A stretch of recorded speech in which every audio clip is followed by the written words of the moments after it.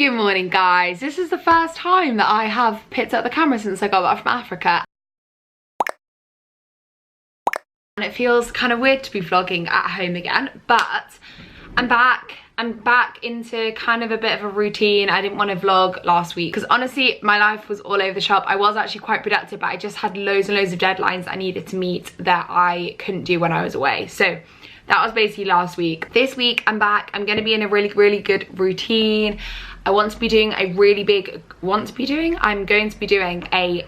glute session today because I just feel like I need it. I know it sounds weird, but when I get back into the gym after not going for a while, I love starting it with legs. And specifically for this year, two of the goals I have are glute strength, because if you've like followed me and followed my journey for quite a while, you'll know that in my last year of uni I suffered really badly from a hamstring injury, and basically it's just really set me back with everything that I've wanted to do in terms of fitness, because I still have a severe weakness in my right hamstring, which is partly caused by obviously the tear, but also my glutes are now really weak, which isn't something that I used to have when I was playing a lot of squash.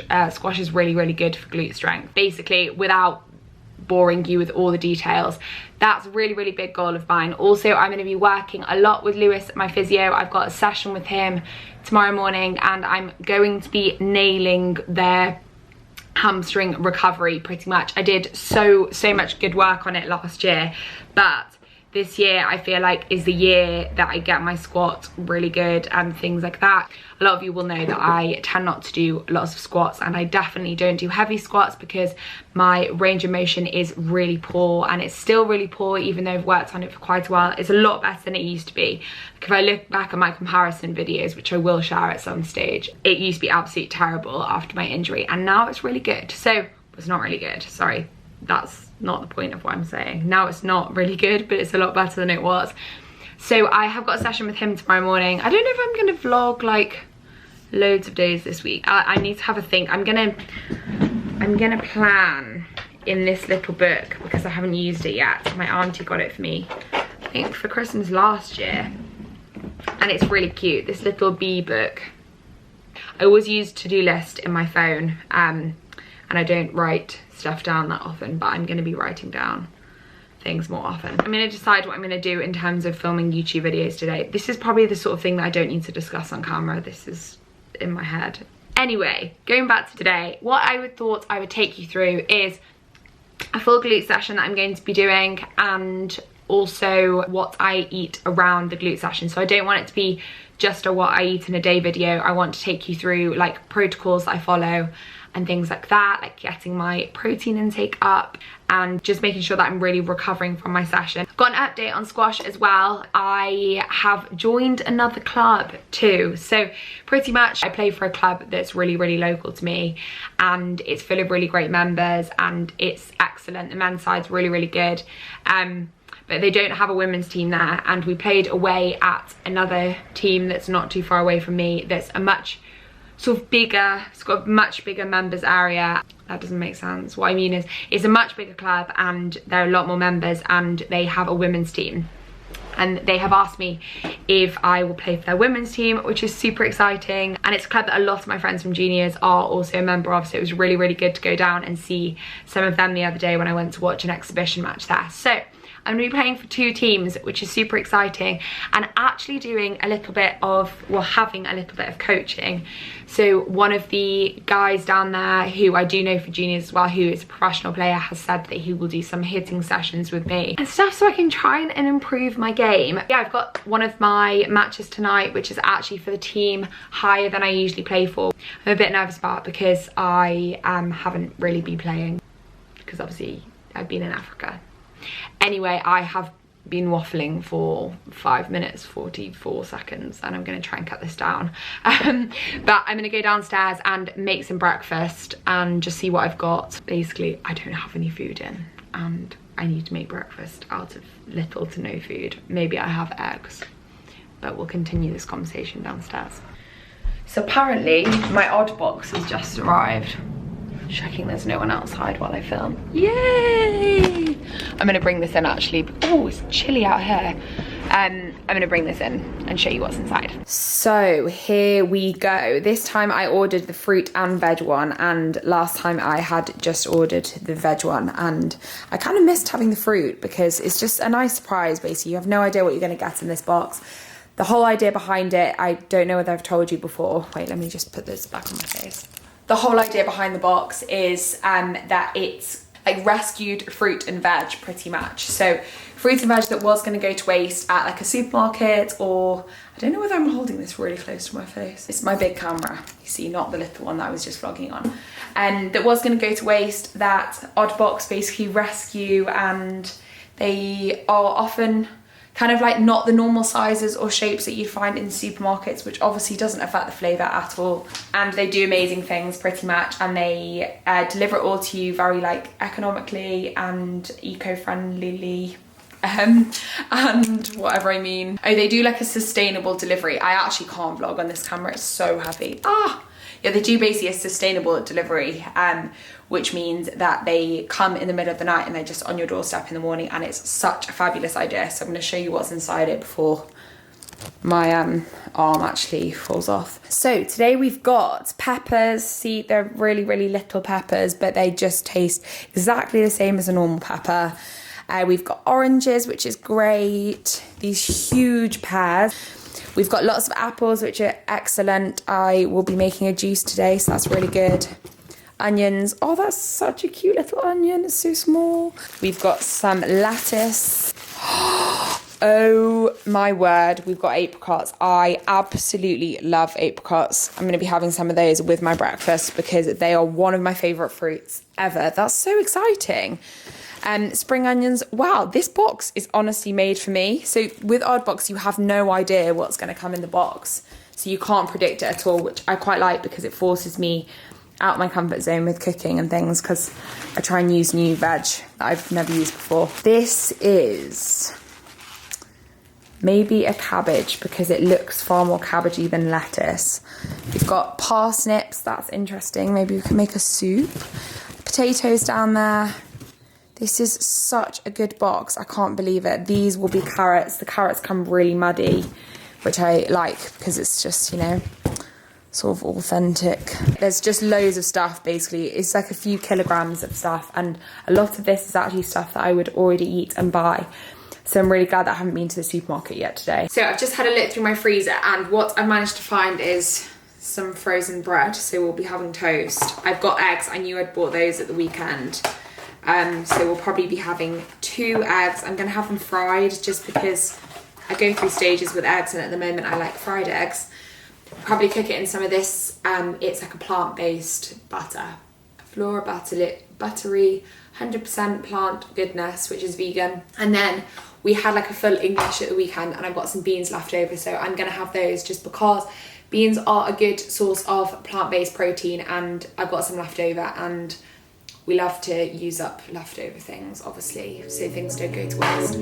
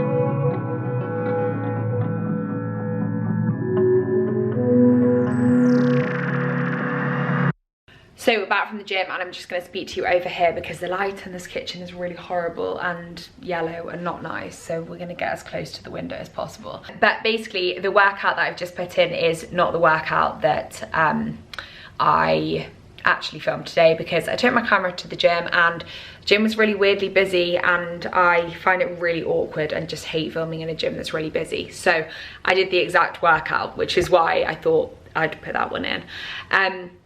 Yeah, I filmed it just before Christmas at the Pure Gym that's at my home in Cheshire, the Altrincham one, and yeah, it was a really good session. I'm feeling tired. I don't know how I'm gonna get through my squash match tonight as well. I probably maybe pushed it a little bit too hard, but we'll see how that goes. But it was a really great session. Obviously did lots of, well, I did lots of heavy lifting in there. I felt like I'd really challenged myself, and means we need to get some protein in to get those muscles recovering. So what I was thinking about doing, because this package hasn't arrived yet, which is such a pain, is I've just gone through my freezer and I found a corn chili. I don't actually know if it's chili or bolognese, but I think chili, which I am gonna have with some rice. So I'm gonna heat that up. I know I'm obviously showing you some food in this video, but it's not meant to be like a complete what I eat in a day video. I just wanted to speak about like timings of food and things like that. And because I've just got back from the gym, whilst I defrost that and things, I'm gonna make myself a protein shake. You've seen this protein shake so many times. I'm gonna show you even though the light is terrible. Pretty much, we're gonna make a protein shake with a banana, one banana, chocolate protein powder, almond milk, which I really hope that I've got. Is the light gonna be okay there? See, it's just horrible. It's horrible and blue. It's my normal one basically, and it has, I will actually figure out how much protein it has in it. I'll just read the thing, but maybe it has like 30 grams. That was a complete estimate. Maybe let's check online. PhD protein powder. I don't think it says on here. Why can I not find it? Anyway, I will find out how much protein it has in it, but I reckon it's got about 30 or something, which is really good for me. So I'm gonna make sure I do 2 scoops because I was doing 1.5 before Christmas, but I probably need the extra protein in. And then this, where is it? Maybe I put it over there. Let me just get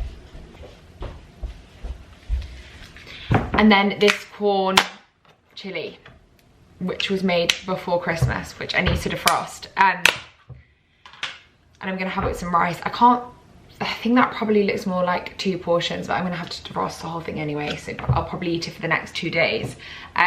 But yes, this is, I think it's actually a vegan recipe, but don't hold me to it. I'll link something similar in my description box though, because in one of my meal prep videos I made a bolognese, which is pretty much the same recipe.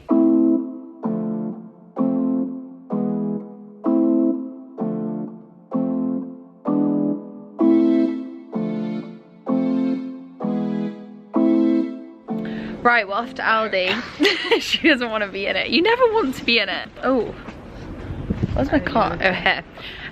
We're gonna go and do a little bit of a food shop because it's much cheaper than a normal supermarket. Now I can't find my car keys.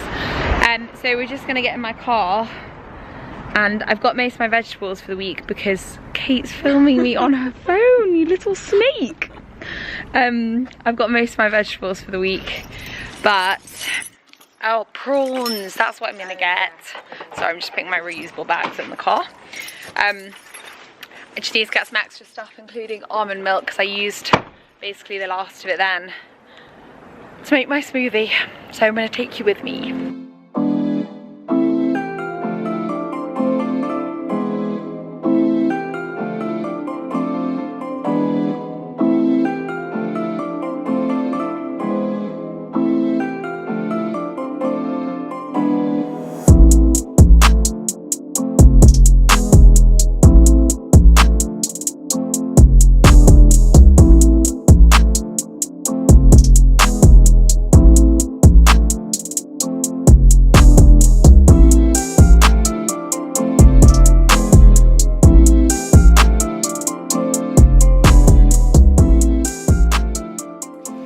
everyone. So I feel like so far in this video we have gone through what I do and shown you some of the things that I do around my glute training in terms of training and eating, but I haven't really sat down and explained it to you. So I thought I'd do a little bit of a sit down explanation video.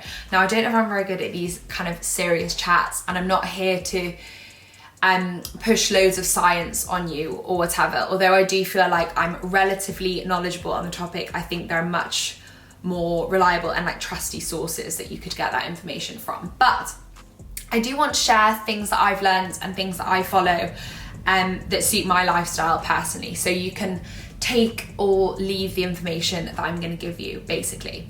But I wanted to start with food because that's how we started this video off, with a bit of food that I was eating. And I just wanted to explain my diet a little bit better to you. So I'm not vegetarian, I'm not vegan. I guess I am what you'd call flexitarian. I pretty much don't eat meat, but I have to say, I do sometimes eat it. I ate it on Saturday when we had a Chinese takeaway, but I don't cook meat in my own home at all. I do sometimes eat fish, not very often though. And yeah, I tend to, for environmental purposes, over the last maybe year and a half now, I have significantly reduced my meat intake, which has obviously an awful lot of benefits, but also some negative effects on my protein intake, I guess you could say. Well, I don't know if you'd say negative effects, but it has affected my protein intake. So just to break it down for you in sort of more simple terms, a portion of lean beef mince is going to have an awful lot more protein in than a portion of corn or a vegetarian or vegan substitute, which would automatically mean that my protein intake would like half in size if I was to eat the vegetarian or vegan version of, I don't know, a spaghetti bolognese or a chili, say, because we had chili in this video actually, which is absolutely fine. But what I've learned to do is to make sure that I'm following a few protocols each day which help me to keep my protein intake up without having to introduce more meat back into my diet, basically. So you will have seen that when I came back from the gym, I had my protein shake. Now I tend to have this protein shake most days. It's a really easy way for me to get some protein in. I think it had around 35 grams protein in once I put the almond milk and the banana in. Sometimes have peanut butter in that as well. And that's just a really easy way for me to get that protein hit in after the gym. So obviously, I'm sure by now, if you're watching this video, you'll probably understand what protein does and why it's necessary to have it after the gym. But the basics of it is for muscle repair and recovery. I obviously want to be recovering as quickly as I can, because not only do I do a lot of gym training, but I'm also doing a lot of squash training at the moment. And sometimes we'll be training twice a day, which means I need my muscles to be able to work really hard for me and to support the activity that I'm doing. I also want to grow my glutes and increase my strength. Well, not just in my glutes, but this video is obviously mainly based around glutes. And because of that, I need to be eating probably a lot more protein than the average person. So I try and work off the rule, which is quite a common rule in the fitness industry. Well, not a rule, like a common thing in the fitness industry, of having a gram of protein per pound of body weight. So I don't know exactly what I weigh, but I think I've worked out that I should probably be eating on a really good day around 120 to 130 grams of protein. That seems to work really well for me, and I have calculated, I can't remember off the top of my head, but I did calculate, and I'll put on the screen, how many grams of protein I ate just in that first section of the day. So that was I basically shown you breakfast, 2 snacks and a lunch, and I think I was very much on track to hit that as a goal for the day. So the other thing that I had that I wanted to talk about was the like a quark yogurt thing. Now I found these in my local supermarket. A lot of places have a very similar thing. In fact, Ellie and I bought the Arla version today. Lindell's have a version. Loads of places have a version. This specific one though is just sold right by my house, and it's by a brand called Nutri, if I remember rightly. And yeah, it's like a quark, almost like a Greek yogurt skier kind of thing, depending on what you're used to buying. I get it in the raspberry flavour, and it has 20 grams of protein in for a pot. So for me to get 20 grams of protein from a meal, if you looked at my vegetarian chili that I ate, that had probably around the same grams of protein for a whole meal. So for me to be able to get 20 grams of protein just in that little snack is absolutely excellent. So it means I don't have to worry as much about making sure that my main meals are really high in protein.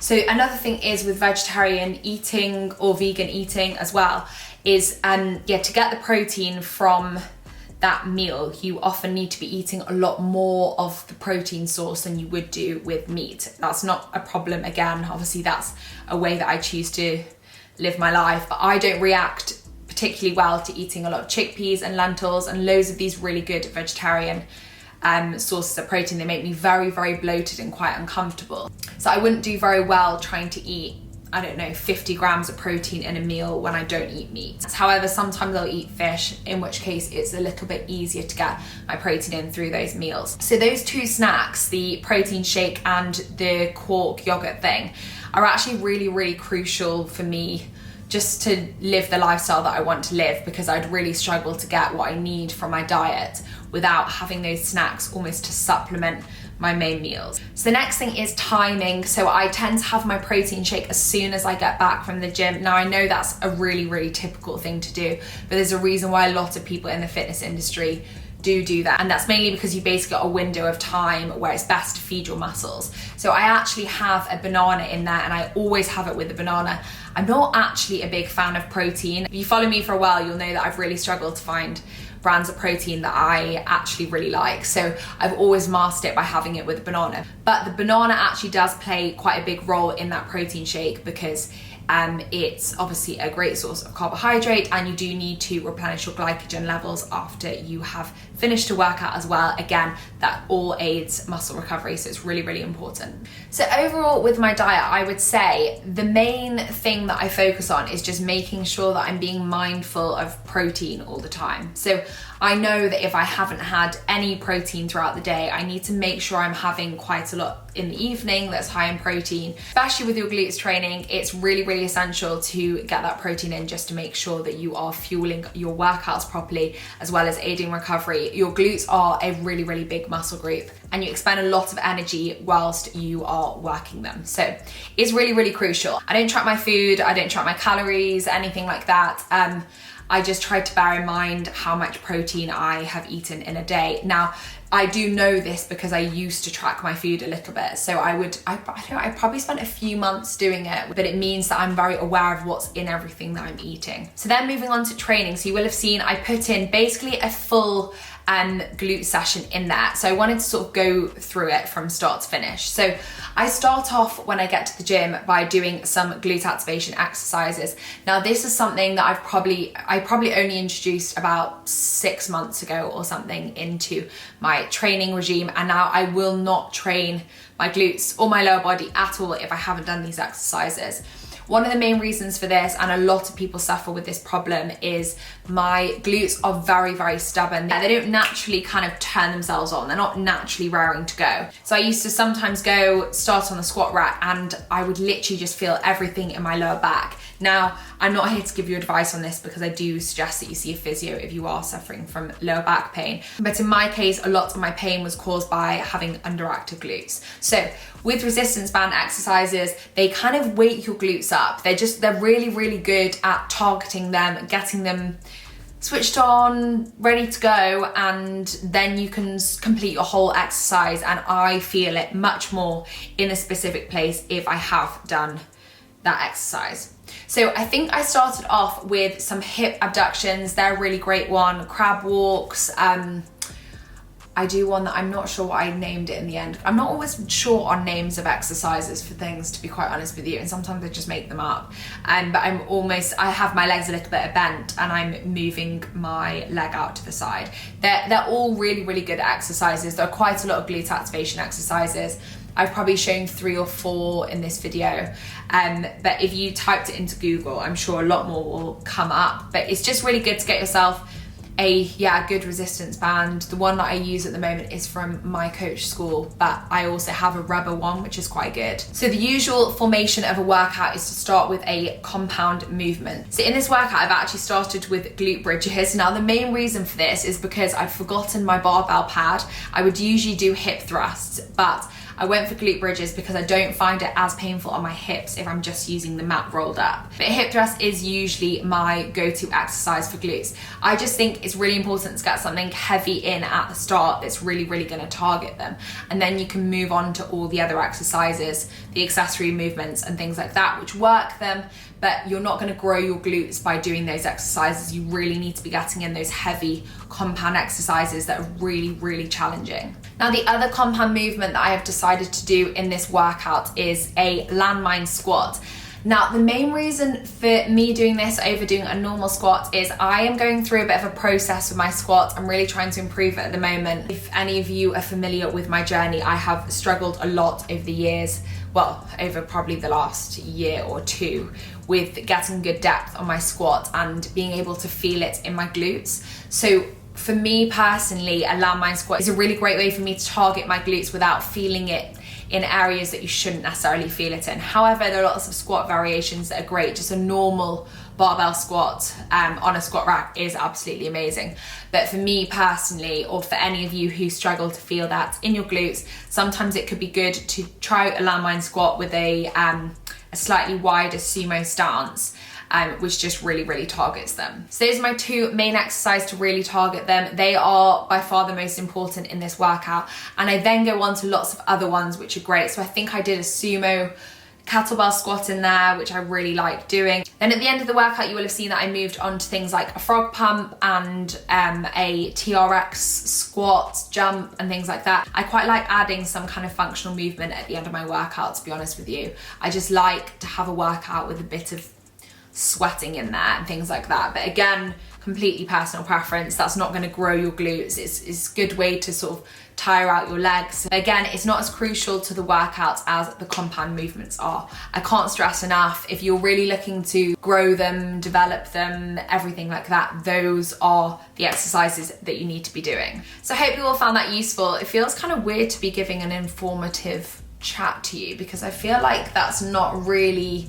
my position in this industry. I love giving out workouts and things like that, but I always get worried about sharing too much knowledge on a topic, just because there's obviously a lot of criticism out there, but also, yeah, I guess I always feel like there are people that are better at it than I am, but I'm trying to also go through things that you guys want to see from my sessions, and I thought an in-depth glute workout with a bit of what I eat around it and how I help myself to recover from my sessions would be interesting for you all. So yeah, I hope you have found it interesting, and do let me know if there are any more questions. I am happy to answer them. I always answer my Instagram DMs. Sometimes it could take a little while, but I always try and get back to every question in there. But also leave a comment on here if you've got any questions, because I'm happy to answer them, and also happy to make more videos if you want to see more kind of informative things like this. But I hope you've enjoyed the video. Please make sure to subscribe to my channel. We've got lots more coming. I have literally got a whole